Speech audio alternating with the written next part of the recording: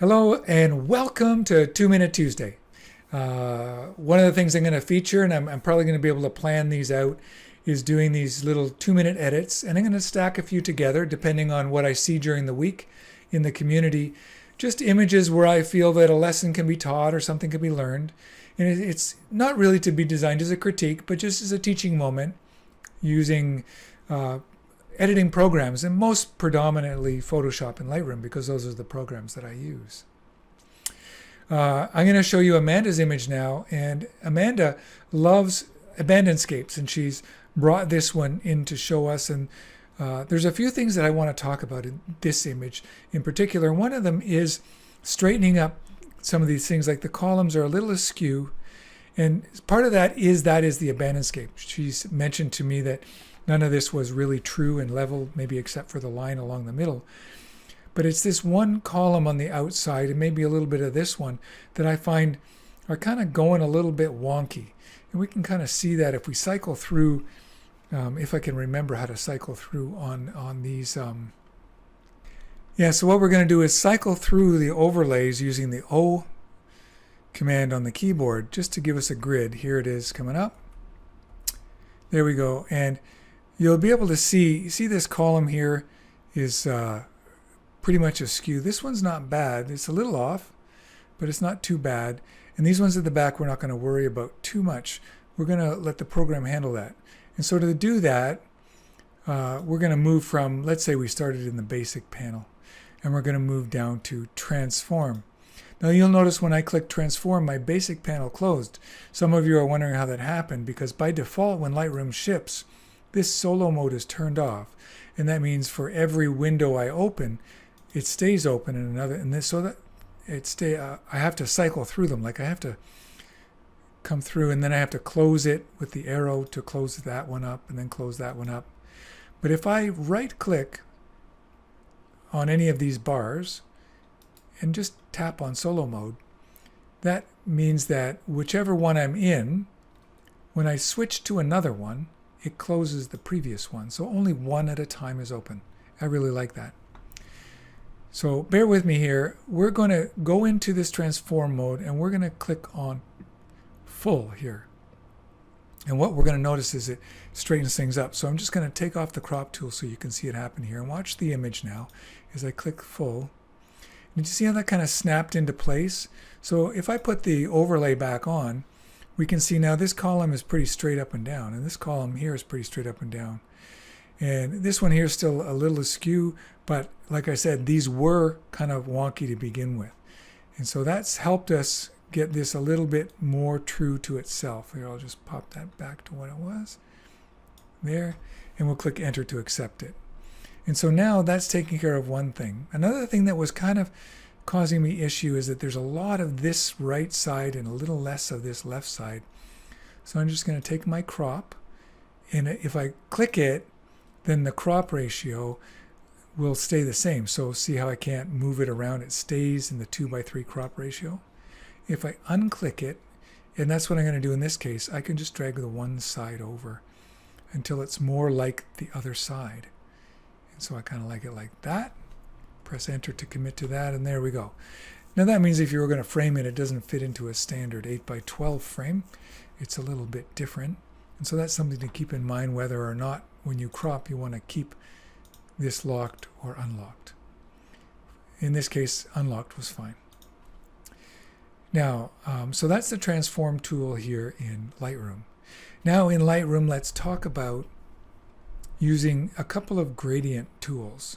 One thing I noticed with this image, it feels a little bit flat. I don't feel like I can walk into it. And so what I want to do is use a couple of these tools to, first of all, create a little bit more snap and contrast in the foreground, and that causes the foreground to come forward. Right now the snap and contrast is kind of right on these two columns and a bit on the ground and up on the top. And I don't feel like I can walk into the image. The background is moving forward and the foreground is moving backward, if that makes sense. And you'll see what I mean when we finish this image. So I'm going to grab this gradient filter. And with the gradient filter, we literally can drag a gradient. If we double click here the word effect, it'll zero out everything right here. Oh, look at my new Lightroom has a hue slider. This is brand new. This came in the new shipment. I haven't used it yet. Anyway, and so if you grab from one side, if I click and hold and then drag, you'll see this drags around, and you can see that it wiggles around.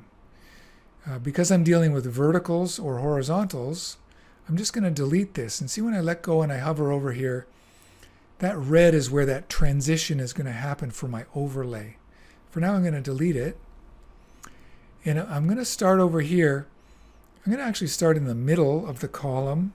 And I'm going to hold my Shift key. And that's going to keep things all level and plumb. I can't wiggle it around. And so I can do that. And I can actually, once I let go, I can grab this little pin and I can move it to just where I want it to affect.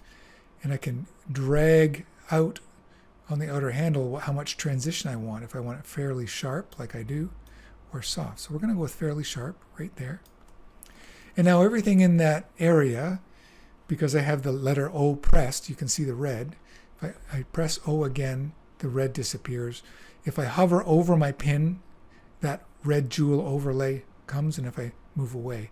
So if you're poking around and it's red and you can't figure out how to get rid of it, just press the letter O and that'll get rid of it. Now let's do an effect. What I want to do is I want to increase texture, so we have a beautiful texture slider. See how that's only affecting that area that was shown by the O. And I'm going to increase clarity. You see how that gets a bit snappy? And I might bring my contrast up and my exposure down. Just like that. That feels like it came forward for me.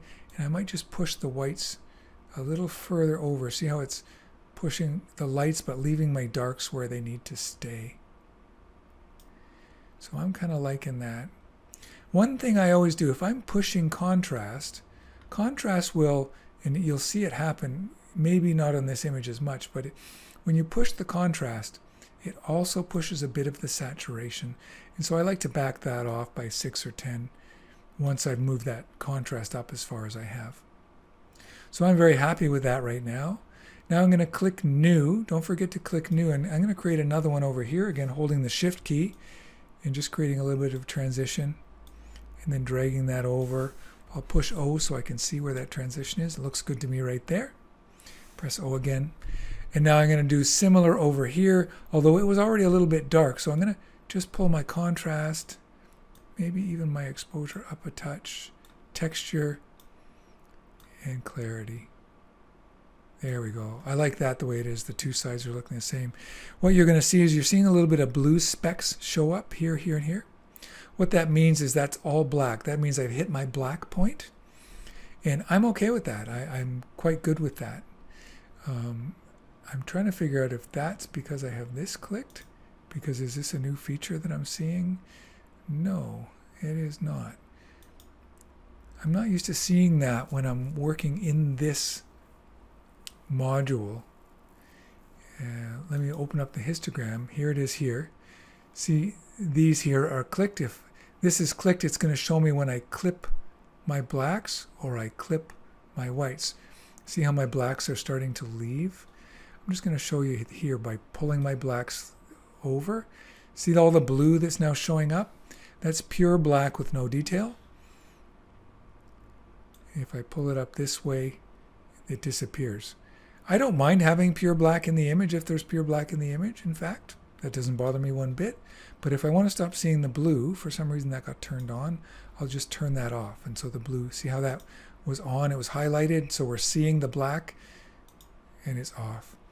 Same thing for the white. If we turn the white on, maybe it is on, it was on, and I take my whites, for example, let me just grab them and push them way over. Well, it's not going to be able to show us on this image because it's so far down there. There we go. If I really move my exposure over and the white's over there, the red is showing me where it's pure white with no detail. And so I'll just double click the word white, put it back to 0, double click my exposure, put it back to 0 and bring it up a bit. So I'm going to unclip that, click this because I don't want to see that.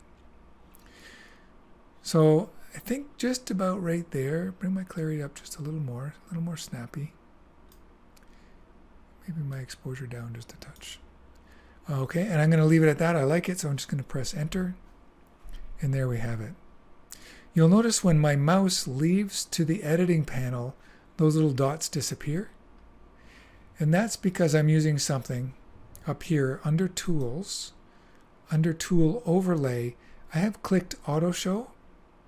If it's clicked off, when my cursor leaves, it doesn't always make them disappear. I don't know why it is now. But when I click Tool Overlay and click, because it's still there. There's either Auto Show or Always Show. There, see, it's always showing. And when I click Auto Show, let's do that again. Tool Overlay and Auto Show. When I move my mouse off the canvas, it disappears so I can see my effect. I like that setting better. Now, that was the gradient tool, one use for it. I am going to now use the Radial gradient tool. I love this since they introduced it a couple of years back. And this particular tool, the Radial gradient, they call it, is a wonderful tool. And I can create circles and ellipses, and I'm just going to freehand an ellipse that looks probably something like this. And what happens is I can either affect the area outside or inside of this oval that I've created with a gradient. And I control that by this little button down here called Invert. If I click the Invert button, it moves it from outside to inside or inside to outside. So let me press O again to see the overlay. Right now we're seeing that it's going to affect the outside and then diminish on the way in. And so if I take my feather, you'll be able to see there how much feather. And the feather is here from the edge, and it diminishes inward. Everything outside is 100%. So do you see that there? Let's grab that and feather it out. If I want to invert it, it does the opposite, but it still stays from this line inward. And so I'm going to feather this adjustment, something like that. Press the O key to get rid of that overlay. And then I'm going to apply an effect here. And texture is one of them. Clarity is definitely one of them. I'm going to push my whites a little more to get some brightness into that area right there. It's just not quite snappy enough for me.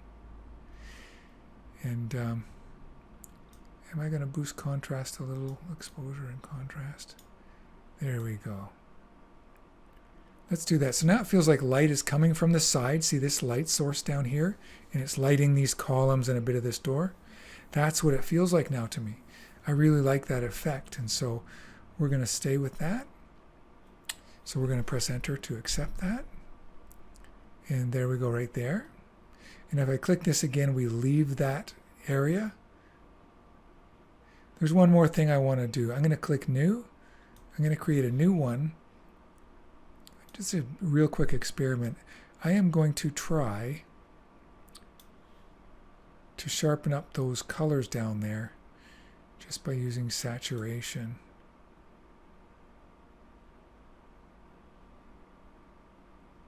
Let me see what, see, it defaulted back to the outside. See how it's working the outside? So let's press invert, make sure we're on the inside. What I love about Lightroom is once I've done this adjustment and I want to adjust it, I can still adjust that thing anytime. Even after I've committed to it and I leave this panel and I go back to my basic panel, if I ever want to get back to one of those adjustments I made, I can go back. For instance, I'll go back to the radial filter, pick one of my dots, and now I can go back and continue adjusting. And that is always the case in Lightroom. It remembers all the settings that you're doing even after you leave the program. In Photoshop, unless you save as a PSD or PSB or a layered TIFF, if you save to a JPEG, it loses all your layers and you can never get back to the adjustments you had made. And so Lightroom is wonderful. It's called non-destructive editing. There are ways to do this also in Photoshop. So I just want to stop there on this image. And now I want to show you before and after. And so before and after is the backslash key. And so there's before and there's after. It's quite dramatic. Earlier I had duplicated this down here to show you before and after, but when I got stuck on finding my O key, I inadvertently didn't redo that. So the backslash key is before and after while you're in the develop module. See here, we're in the develop module. That does not work in the library module. Okay, well, here we are, another portion of 2 Minute Tuesday, and this time Mike Stapleton was generous enough to let me work on this image, and it again is broken down into a number of segments. And so I want to talk about dodge and burn. Dodge and burn is not just for portraits. It can be done in any kind of photography, and it was done back in the day in Photoshop. I'll just show you with this. The dodge tool was often a cardboard cutout or a piece of tissue on a stick that you taped on or you folded around and you shaped. You could even shape it to the image if you wanted to dodge or burn mountains. You could literally cut your mountains out and put them on a piece of paper. And then the enlarger is here. You're in a darkroom. The enlarger is shining light through your negative onto your paper. And while the paper is being exposed, you literally go in and dodge some of the light so it keeps that area a bit lighter. And that's dodging the light in the darkroom. So the light's trying to hit the image and you're blocking it for a second, just softly, with a piece of tissue or cardboard or cotton or paper. And burning is the opposite, where you would have a sheet of paper and you'd tear out a hole or cut a shape out and you would hold it between the light and the image and you would shake it around so it's nice and soft edged. And you would burn that area with light. You could create vignettes that way. You could burn in trees or branches or areas of shadow or light on portraits. Ansel Adams was a master at dodging and burning in the darkroom, just a master. Most often, though, we hear about it in portraits. So I'm going to show you this in Mike's portrait. So here's a woman here done with almost a Rembrandt light. It's a split light. It's trying to be a Rembrandt light. We could get that, and we can tell, first of all, the catch light, the light could be a little higher and a little more, just a touch more in front to get light onto this cheek. And as soon as the light touches that cheek, it's what's known as Rembrandt lighting. Either way, this split lighting is moody. It creates mood and drama, and Mike has succeeded with the red dress and that beautiful gray-green background with a bit of complement. And really nice color toning here, Mike.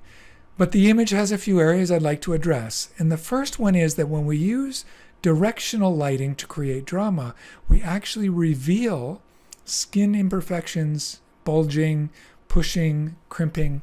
So I want to show you this area here of the arm and the armpit. As she holds her arm across her shoulder, it's pushing on her skin. Now, if we had frontal lighting, we wouldn't really see that. It'd be more like we see over here on the other shoulder. And so that's one of the artifacts or one of the effects of using dramatic lighting. And so dodging and burning is how we're going to deal with that. Also, if you look at the forehead, it's harder to see, but there's something known as bruising. There's a darker area here, here, and right up in here as a result of that side lighting. Some of it, Mike, you may have already dealt with. I can see a little bit of skin retouching up here. But I just want to show in Photoshop, or pardon me, in Lightroom, that we can do a bit of dodging and burning. And I'm not going to spend a lot of time in Lightroom with the dodge and burn.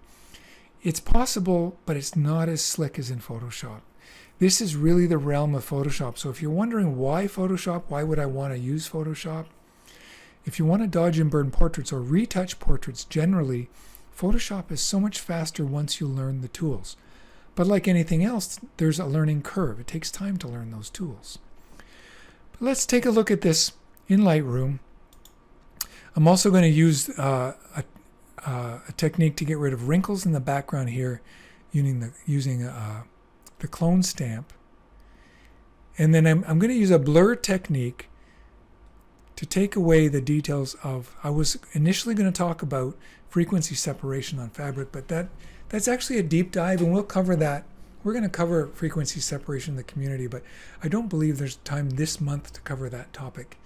And so we're going to leave that till probably next month. I might even get a guest on board to talk about frequency separation and where it's good and where it's not. It can be used in fabric, on skin, in landscapes. It's an incredible tool, but it's a rabbit hole. And in fact, in beauty retouching, amongst most of the experts now, it's used very little, whereas before it used to be used a lot.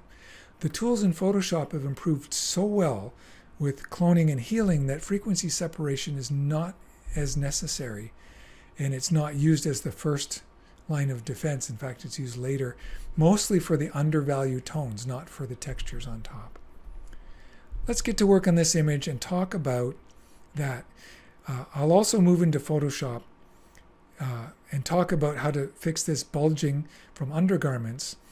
And it doesn't have to be there, and unfortunately, because of the nature of the fabric, it is. I'm also going to use Dodge and Burn to clean up the bra line under the fabric here.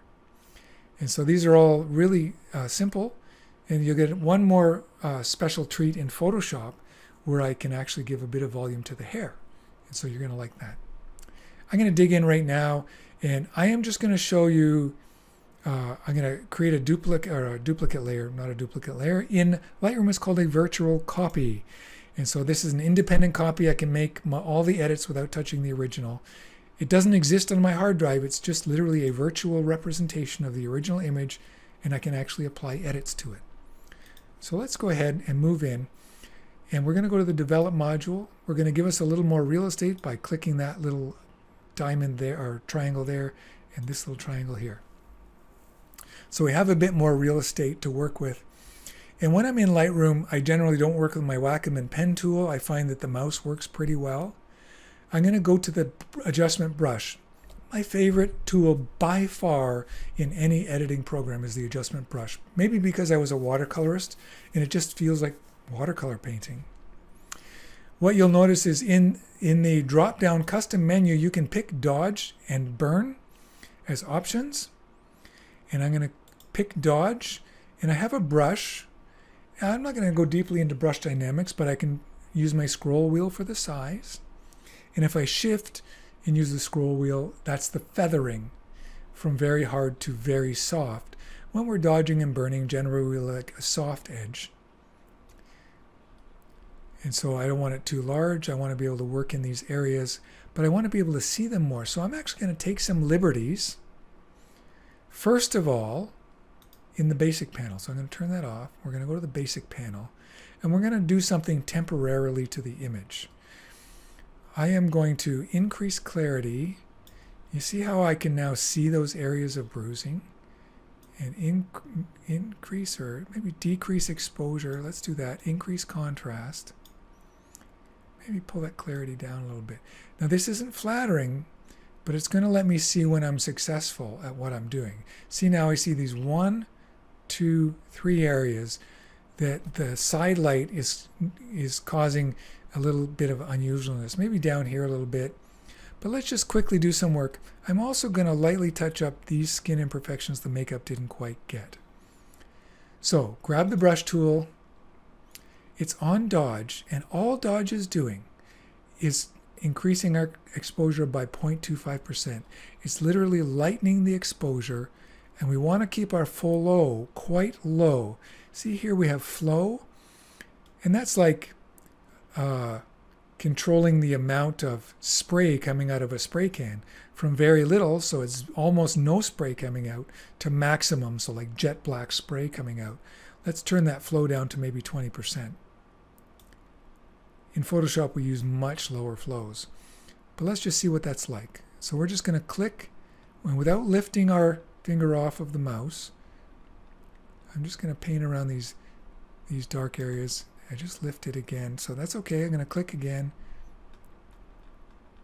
and I'm going to paint just around those dark areas there. Lift and do here.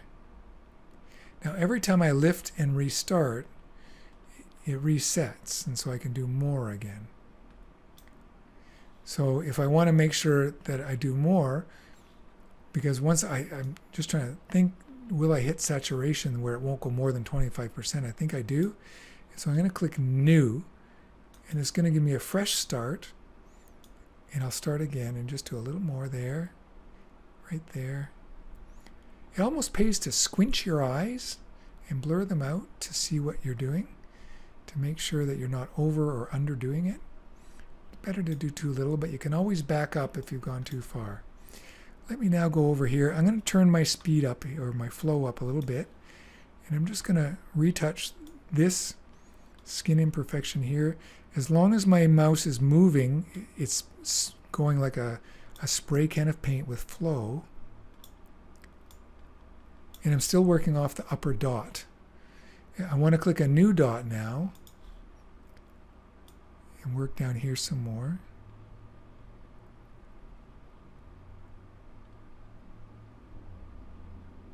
You'll see I just keep working and massaging those areas. Now I'd like to show you before and after by turning it on and off using this little switch here. This is before, this is after. Do you see how? And the longer you do this, the more you get used to it. Like I could do more detail right in here, in this area right here. You can get carried away. Remember, we've zoomed in a lot. So the other thing you want to do is frequently zoom out and see how your work looks. You'll notice when I left the frame, those dots stayed. So my overlay has turned off. Yeah, auto show. There we go. So now it disappears. And I'll turn on before and after. Do you see that on the forehead? Okay, now let's take a look at this area here. Now we have the dodge tool, which is the lightening tool. So we're just going to work on the darkest area first by dodging or lightening.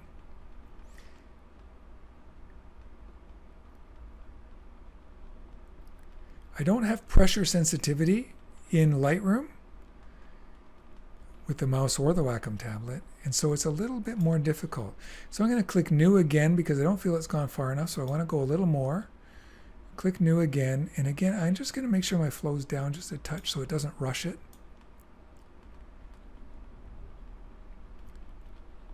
So if I reduce the shadow and reduce the highlight, I'm going to smooth out the skin here. You're going to see it all happen in a second. I know it doesn't look like much while I'm doing it, but you're going to have to just bear with me here. And I'm going to now switch to lighten. So I don't switch to lighten now till I click New. This is really important. Click New first.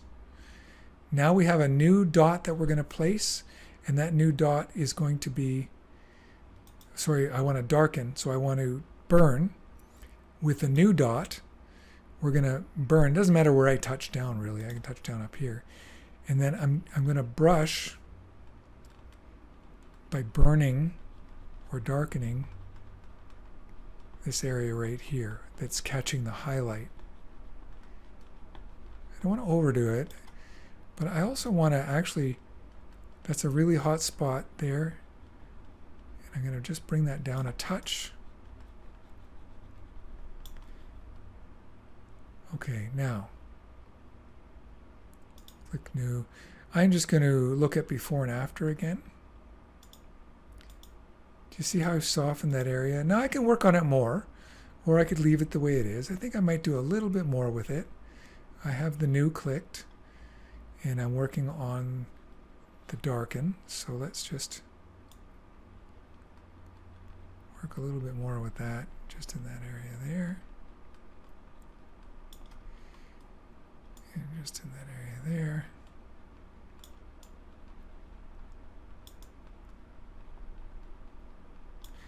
I'm going to click New and click,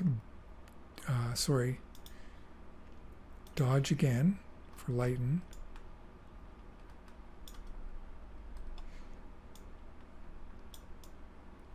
And I haven't zoomed out, which I should have done, because zooming out would certainly reveal a little more of how I'm doing.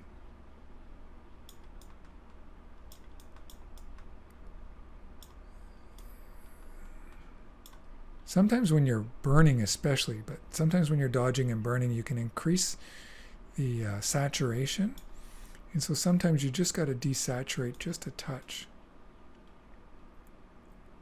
Just like that. Okay, I'm just going to click New. Click the brush. We're out of there. We're going to zoom out. And we're going to turn on, backslash or before and after. Oh, let me set these adjustments back again. Tone. There, double click that word and we should reset all that to 0. Oh, it really reset it to 0. I'm not sure what. Oh, I didn't do the clarity there. Presence back to 0. There we go. So there. So there's before. Look at the forehead and look at the area of the armpit here. Much nicer. That's after. So much nicer. Let's do one last thing. These principles can be applied to the bra. Oh, and there's a big piece of fuzz there that's bothering me. So I'm really going to quickly grab the healing tool. And here's one for you, a 2-minute Tuesday. What's the difference between cloning and healing? Well, I'm going to show you. When we clone, we can grab an area. We can clone an area. We can click down. And it's going to grab an area exactly of what we're sampling. And it's going to take the color and the texture and place it over on the spot. That's a clone. Let's delete that. When we heal, we can place a dot down and it's going to grab the texture of where we move our dot and try and blend it in to the tones and colors of the existing area. Do you see that? It's actually taking skin texture and putting it on her dress. So if we wanted to put more of the fabric texture, we could do that. See? But it maintains the luminosity of the area. It's a brilliant tool. Delete. And so that is the tool that I want to fix a little bit of fabric fuzz. There, oh, that one missed its mark. There we go. Okay. There we go. We fixed that. Now I'm going to dodge and burn the bra line. Grab the brush. We're going to dodge first. You know what? I almost always dodge first. I don't know why that is. So we're on dodge and lighten. Everything's the way it was. I'm pretty comfortable working at about 24, 25 here. So we're just taking the shadow part out. Change the size. It's like magic. Wait till you see before and after. This is incredible. So if we take the shadow out there and make it the same as the area around it, and then we click new and we now burn the highlight down, darken. This won't take much. Right there.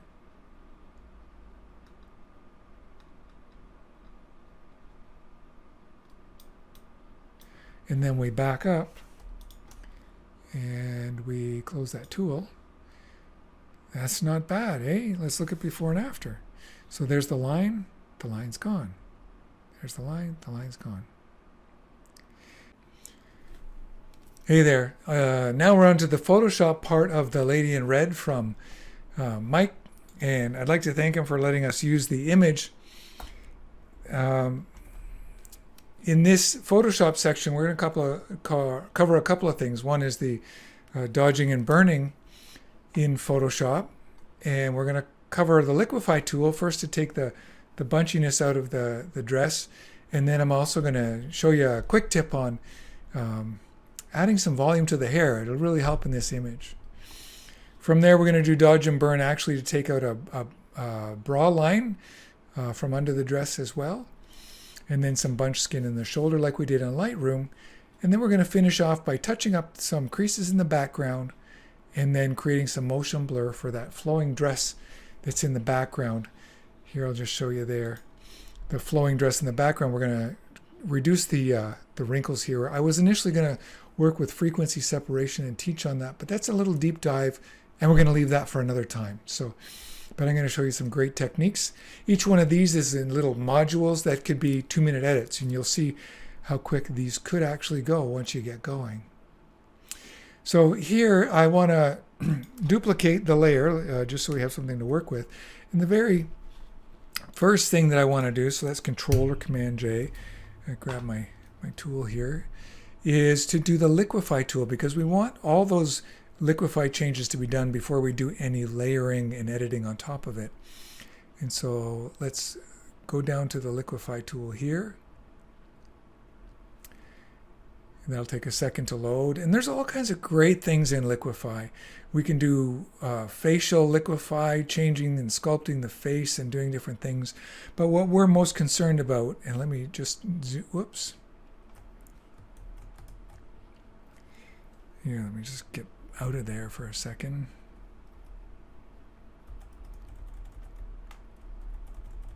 I don't know why it's not unzooming here. Come on.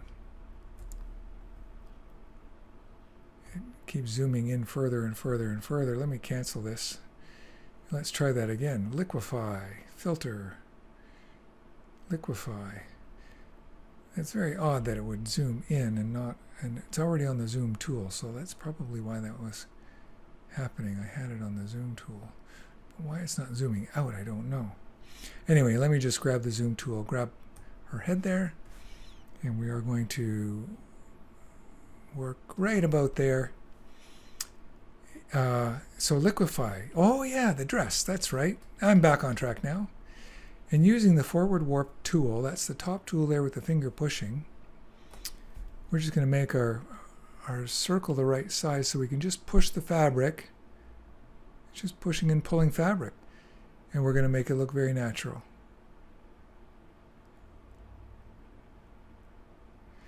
There we go. And so I am going to Control 0, and you can see now that bunching is gone.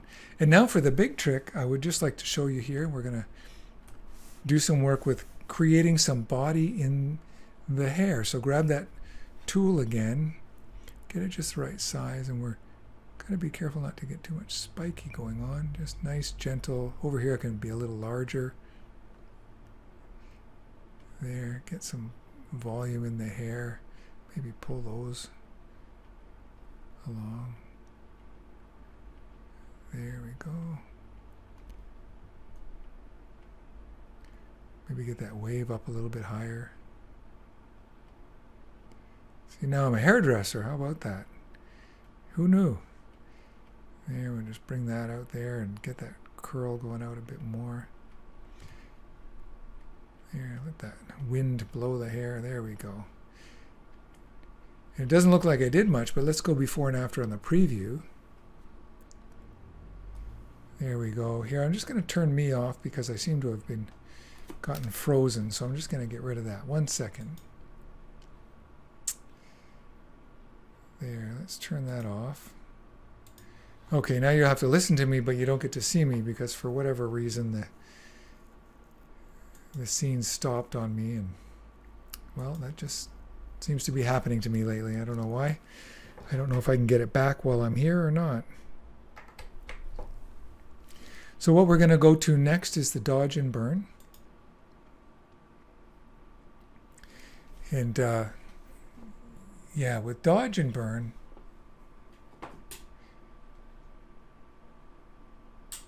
I'm going to teach you a simple way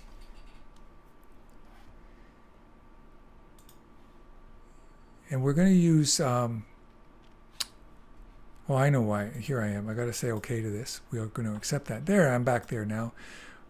I'm going to show you dodging and burning using 2 curves layers. It's probably the most simple way to do it. Other people use a gray layer. I like to use a black layer and a white layer. Either way, this is just a dead simple way to do it. In Lightroom, you notice that we used a brush, and then we had to use one brush for the lightening and one brush for the darkening. We're doing the same thing here, but we're using these in 2 curves layers. So I'm going to create one, click there, that's a curves layer, and create another. And if you don't have this adjustments panel up, you can always find curves down here in this little circle with a cut in half, and it's right there. There's how to create new curves layers. So there we are. The 2 curves layers are there. And I'm just going to take a look at the first one here. Let's call this first one dodge. Let's rename the second one burn. And then let's click on the icon for the adjustment right here. That brings this up. And this is going to be our dodge curve. And it's just a gentle curve up. You don't want to go too far with it. Just want a nice gentle curve up. That should be good. And then we're going to invert the mask to block the effect. So Control or Command I, and that black just, it's like a plate of glass between this and the adjustment, between the image below and the adjustment. And we're going to have to brush off that blackness to show the effect through. Same thing with the burn. Let's double click on the icon to bring up this. We're going to do a gentle curve downward for our burn. Okay, so there's our burn curve. And again, invert this to block it. Control I. And there we have the dodge and the burn layers.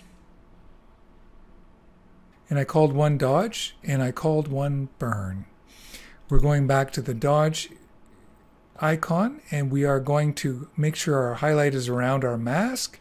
We have our brush and our flow is at 2%. Make sure your smoothing isn't turned up. Smoothing can cause some lag and delay, so it's very difficult. It's not bad if you're doing graphics, but for dodge and burn, you certainly don't want it. And then we're going to come in here with our brush, and you want to have up here in this hardness, you want it turned down. So you want a nice soft brush. You don't want it too hard on the edges. So a nice soft brush. And so we're just going to look at these areas. But before we look at these areas that we're going to dodge and burn, I just want to create one more group. And so what I'm going to do is I'm going to create another curve just to give me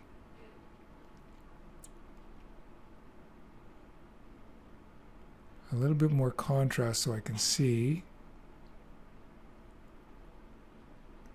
And then I'm going to create, I guess I'm going to desaturate it. So we'll just take our saturation down to black and white. And let me see if I can actually, no, it's not like Lightroom where you could do that. So that I can see in black and white and adjusting my curves and that, hopefully I can get a better look at where that bruising feeling is. And there we go, right in there. That's a little better. And these are temporary. This is not permanent. Both of these are temporary, which are going to be deleted. All they're doing is showing me when I'm dodging and burning the areas that I really need to pay attention to. So I'm going to put those in a group, Control G. That's group 1. And we're going to call that temp. I guess we'll call that temp. Oh, I don't know what I just did there. Everything keeps messing up on me today. So temp, there we go. Because we are going to delete that. So now we're back in dodge. Highlight the mask, make sure you're white on black. You have a soft brush at 2% flow. And we're in here, we're zoomed in enough. And I am just going to now, oh, I see that I froze again. My computer is doing nothing but freezing. So just before I get started, let me just give up on having me seen. Not so terrible, is it? That's not a bad thing. We'll turn me off. Come back. There, and now we're just recording the screen. So, let's go down to dodge and burn. We'll get rid of that. And what I want to do is just start painting over those dark areas at 2% flow and lighten them up.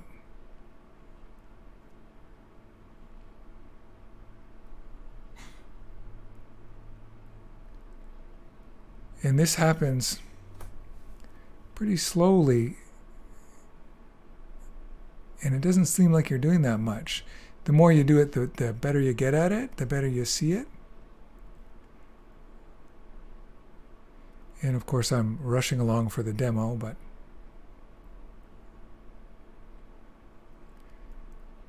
in this larger area here, there's just soften that up just a bit, even right here.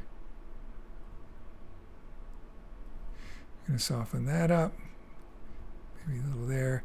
And let's take these little marks here and let's soften them up just a little bit too. Maybe the makeup didn't cover some sun damage or some spots. We'll just do that, and they're smoothed out just like that. I'm not going to go too far, but I do want to show you the before and after here in a second.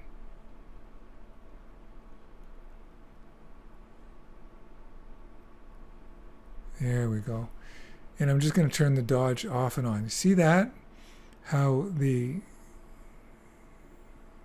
what looks like bruising from the side lighting has gone away. Okay. The next part we're going to move on to is doing dodging and burning together. And that's going to happen down here along the bra line that we're seeing under the dress, and along the arm here and here where this has been bunched, because the light is coming from the side. If the light was coming from the front, we really wouldn't see it like that. And so using my dodge, I'm going to dodge the darker areas, and then the burn, I'm going to burn down the lighter areas, or darken. So burning is darkening, dodging is lightening. And you see I'm constantly adjusting the size of my cursor to work with this. If you don't have a tablet, adjusting the size of your cursor is done with the square bracket keys. That's how that's done.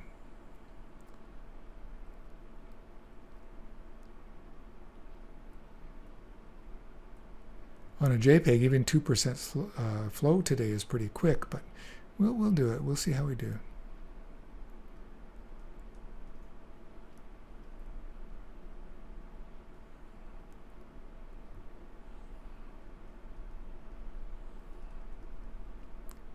Spend a little extra time on that one dark spot.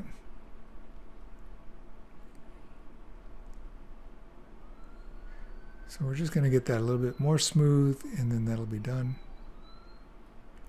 Now I'm going to switch over to the burn, and we're going to burn down the highlights, or darken the highlights. And so we're just going to build that up slowly.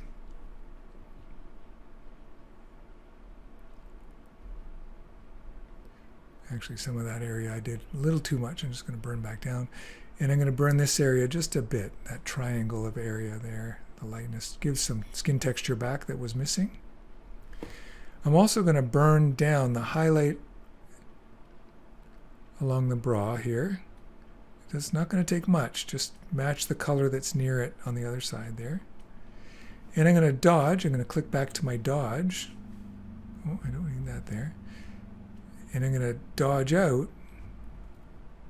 Come back, there we go.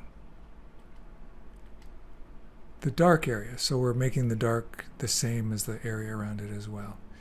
And so what you're going to find is pretty quickly, we've taken that away. I do notice there's a bit of lint down here that I would really like to take care of, so I'll go back to my layer, highlight my layer. Whoops. Cancel that. I'm still having this jumping mouse. I don't know. Jumping thing. I don't know why I don't want that either. I want the adjustments. My Wacom pen is jumping around when I try and touch down. So I'm back on my layer. I'm going to grab my healing brush tool, and I'm just going to touch down there. Take a little bit of that fuzz of the dress off. There we go. That's fine. Now let's zoom out. And let's take a look at before and after the dodge and burn. And so, I guess it's kind of hard with the black and white layer still lighting up. So I'm just going to remove the... That's what we're going to do. We're going to go back to the color. We're going to take this temp folder, and we're just going to drag it to the garbage. We don't need it anymore. It was just giving us that black and white look. So here's the original file. I'm using the Alt key and touching the little eye, and we're going to see before and after. So if you look to the forehead right now, you see before and after. And look to the area beside her arm and along where the bra strap was, see before and after. We've smoothed that out. Much more flattering, right? We could do a little more there, but you don't want to go too far. You don't want to make it too much. So that's what I wanted to show you with dodge and burn in Photoshop. You can really master a little bit more fluid result. I want to show you that there's a crease line in the backdrop here, and I'm going to show you a really easy way to get rid of that. And I'm going to use the clone stamp tool at about 30% right there. So my flow is back to 100%. I'm going to clone stamp at about 30%. And I don't know, I guess a middle kind of hardness here, a little closer to a hard edge. And we're going to borrow from nearby and just tap, tap, tap on that area.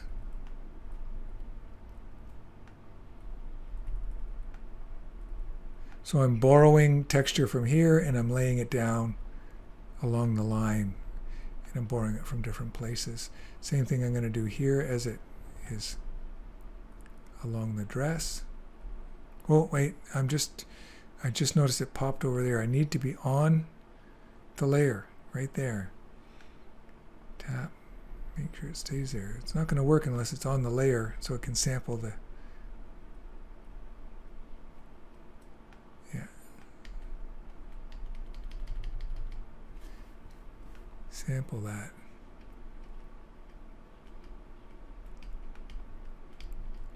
So I'm sampling above it and below it and just moving along it. So I sample above it and below it.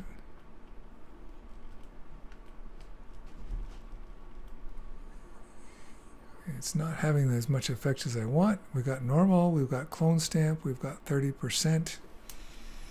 I'm going to switch to my mouse and do click clicks instead.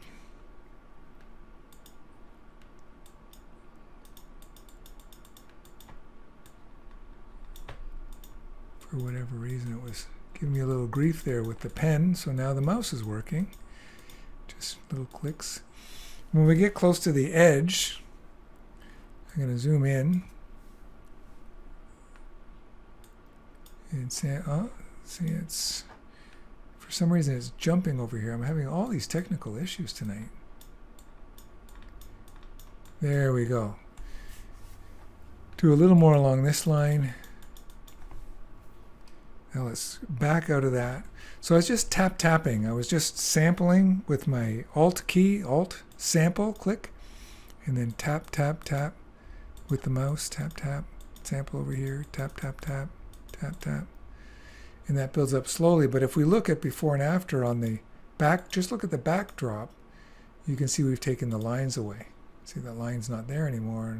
It's a little visible there, but nothing terrible. So that was just a little thing we can do to clean up backgrounds using the clone stamp tool. And now finally I want to show you one last little tip with the giving a motion blur to this fabric to reduce the look of the wrinkles and the brightness that's pulling us off the page. It has a feeling of pulling us off the page. And so I'm actually going to put these two into a group. Highlight the two of them, Control G, and they're in a group. We can call that D and B. D and